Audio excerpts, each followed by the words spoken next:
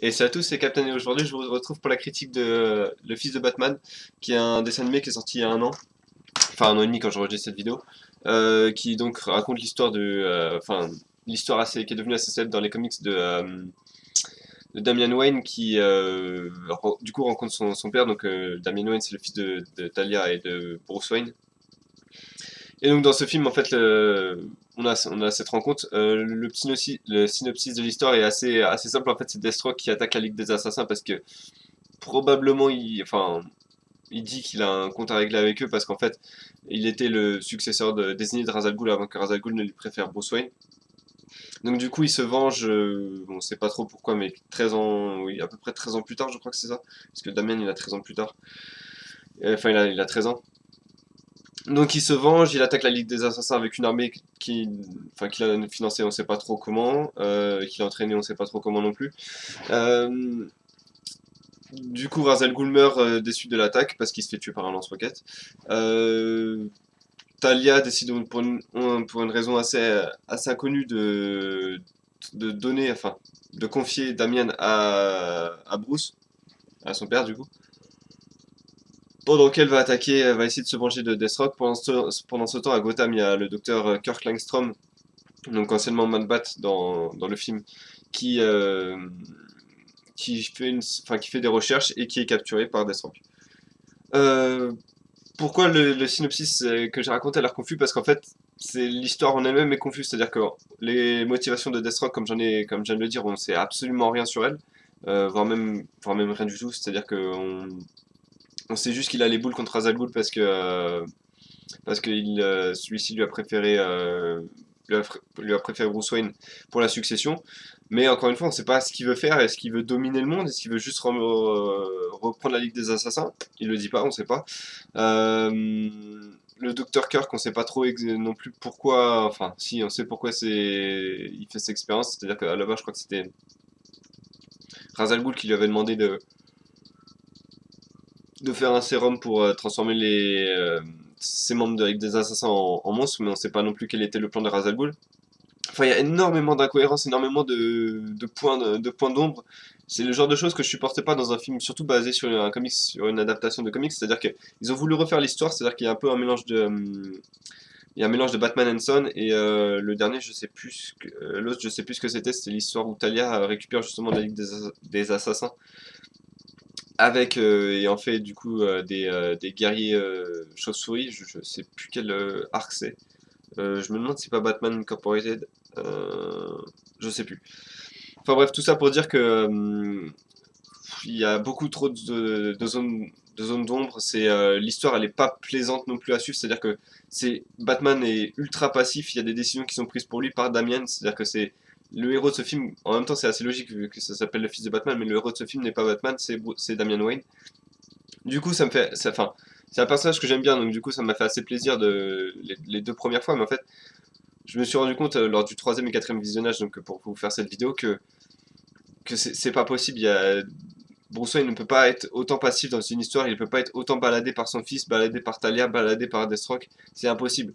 Et en fait, on n'aurait pas mis Batman dans ce film aurait peut-être été plus agréable et en tout cas aurait eu peut-être un peu moins d'incohérence au niveau des personnages parce que les développements des personnages sont complètement inexistants ou trop rapides. C'est-à-dire que Talia passe de je suis je suis juste derrière Ra's al Ghul en termes de positionnement, c'est-à-dire que elle parle quasiment pas, elle dit juste oui oui papa, nous sommes membres de la ligue, etc. Nous t'obéissons, etc. À elle devient membre, enfin elle devient chef de la ligue, mais elle prend des décisions de merde et elle se fait avoir assez ridiculement, oui ridiculeusement, ouais bref par Deathstroke dans une attaque qu'elle a elle-même menée, c'est-à-dire qu'elle mène une embuscade avec ce qui reste de la Ligue des Assassins, mais elle se fait capturer ultra facilement. C'est assez ridicule, le personnage de Talia en fait est plus séductrice que combattante, alors que théoriquement dans les comics elle est pas censée être on la voit pas beaucoup combattre, mais au moins elle est assez intelligente pour placer ses pions pour ne pas se faire prendre au piège, pour un piège aussi évident que celui dans lequel elle tombe. Et puis franchement, voilà, toutes ces interventions, enfin, elle est juste là pour chauffer un peu Batman, quoi, c'est tout.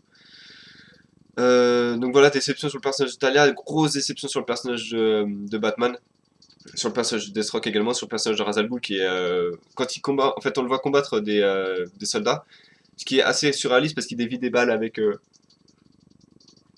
son épée, il coupe probablement les balles en deux, mais enfin, encore une fois, ça marche pas, quoi. C'est beaucoup trop surréaliste. Je sais bien qu'on est dans un comics, dans un univers qui est pas réaliste, mais ça, c'est beaucoup trop. Voilà, c'est trop, quoi. On voit les mecs arriver avec des fusils mitrailleuses qui sont à même pas 2-3 mètres de Ra's al Ghul, et on le voit qui dévie toutes les balles avec son épée, avec son sabre, et au final, il se fait avoir par un lance-roquette, quoi. Donc, assez ridicule de ce point de vue-là. Le seul personnage que j'ai apprécié dans ce film, c'est Damian Wayne, parce que notamment il fait une blague à un moment avec le costume de Robin où il dit non mais il y a que des filles pour porter ça. Et alors qu'en fait je crois qu'il y a Dick Grayson qui arrive juste après, donc c'est assez marrant. De ce point de vue-là, son costume est également assez sympa, le costume de Robin. Mais même lui, ce personnage, même s'il est mis en avant,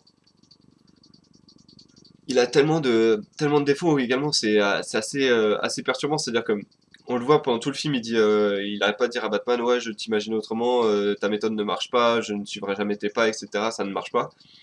Tout ça pour que, à la fin du film, lorsque Damian retrouve le meurtrier de son grand-père, donc Deathstroke, Damian décide de ne pas tuer Deathstroke parce que c'est ce que son père aurait fait. C'est-à-dire que c'est ce que Bruce Wayne aurait fait. Alors que depuis le début du film, il dit il faut tuer les ennemis, il faut tuer les ennemis, il faut tuer les ennemis. Ta méthode est trop passive, tu ne réussiras à rien comme ça. Et alors que Bruce Wayne n'essaye jamais de lui faire entendre raison. Enfin, s'il lui fait entendre raison une fois, c'est tout. Il lui fait entendre raison une fois. Et bah, je sais pas, ouais, à peu près 45 minutes plus tard dans le film, bah, décide que, ah oui, c'est vrai, je ne vais pas te tuer parce que c'est ce que mon père aurait fait. Je veux dire, c'est complètement illogique. Et enfin voilà, c'est le genre de truc qui ne marche pas dans le film, comme beaucoup, beaucoup d'autres choses. Voilà, enfin, je peux parler d'énormément de choses, mais ouais, il y a beaucoup, beaucoup de. C'est une grande déception en fait ce film parce que même autant niveau scénario, bon voilà, je l'ai dit, ça marche pas, mais même au-delà, ça ne marche pas. C'est-à-dire que la performance de l'acteur qui joue, enfin qui double Batman, qui est Jason O'Mara, je crois, euh, quelque chose comme ça. Enfin, c'est plus Kevin Conroy. Enfin, il est complètement. Enfin, il a une idée. Cet acteur a une idée du personnage où on lui a demandé de jouer une idée du personnage qui est celle qui est celle de. Enfin, on a l'impression que Batman c'est un robot. C'est-à-dire qu'il n'a aucune expression à chaque fois qu'il parle, c'est le calme plat. Même lorsqu'il s'énerve, on a l'impression qu'il récite juste un texte. Et c'est vraiment, vraiment une très mauvaise performance de sa part. En tout cas, une performance qui m'a beaucoup plus choqué que dans les autres films. Également, on a des véhicules donc, en CGI, c'est-à-dire c'est des véhicules qui sont faits par ordinateur plutôt que par dessin. Et enfin, ils font vraiment tâche du coup dans l'univers graphique des dessins du film. On a donc la Batmobile, la Batwing, et ils font vraiment faux et ça ne marche pas du tout. Je comprends pas pourquoi. Ils ont pas voulu les faire en dessin, ça représente peut-être plus de boulot, je sais pas. Mais en tout cas, ça fait vraiment moche. Et vraiment pas une réussite de ce point de vue-là. Au niveau des chorégraphies également, enfin, dans un film de dessin animé, théoriquement, c'est là où on est censé s'offrir les meilleurs combats parce que voilà, tout est possible, il n'y a pas des acteurs à payer pour doubler, il n'y a pas des limites humaines, etc. Mais là, dans ce film, les chorégraphies sont assez bof, les combats sont pas tellement dynamiques. Il y a juste le combat final entre Damian et Deathstroke qui est assez sympa à suivre parce qu'il est vraiment féroce et vraiment brutal. Et il exprime bien la violence des deux personnages, mais je veux dire, en dehors de ça, ils ont même eu la mauvaise idée de mettre des sortes de ralentis lors de certains finish moves et du coup, bah, l'impact des coups est complètement retiré. Et c'est vraiment des décisions assez bizarres. Niveau du montage, ce film souffre enfin, c'est le syndrome récurrent des films d'essai, d'animation d'essai, c'est-à-dire que il y a tellement enfin, on veut tellement mettre l'intrigue en place au début du coup, on la foire parce comment dire, on se sépare sur de trop nombreuses intrigues. C'est-à-dire qu'à un moment, au début du film, je crois enfin, entre la 10e et la 25e minute, il me semble, on passe sur des séquences où enfin, on a quatre scènes qui se jouent en parallèle. Et du coup, On se perd complètement parce qu'on passe de Deathstroke à Talia, à Batman, à Damian qui a fait le mur, etc. C'est complètement, et même je crois qu'il y a un moment dans la Batcave, c'est complètement, enfin c'est pas productif du tout comme montage et ça perturbe plus le spectateur qu'autre chose quoi. Donc c'est vraiment stupide de faire ces idées de montage, surtout quand, enfin c'est pas le premier film qui en souffre. Et j'espère qu'ils vont vraiment abandonner ça dans les futurs films. Voilà, et puis en dernier reproche, je pourrais également dire que le combat Nightwing Robin, qui était un combat qui promettait, parce que c'est non seulement le combat du premier Robin contre le quatrième Robin, donc le dernier Robin, le combat des deux fils, un spirituel et un réel, on va dire, de Bruce Wayne. Donc on a vraiment deux styles qui s'opposaient, deux symboliques qui étaient vraiment là à mettre en place pour un combat assez intéressant et au final le combat est éclipsé et on ne voit que des brèves images de ce combat, des images immobiles dans le générique de fin. Donc c'est vraiment encore une fois un gros gâchis.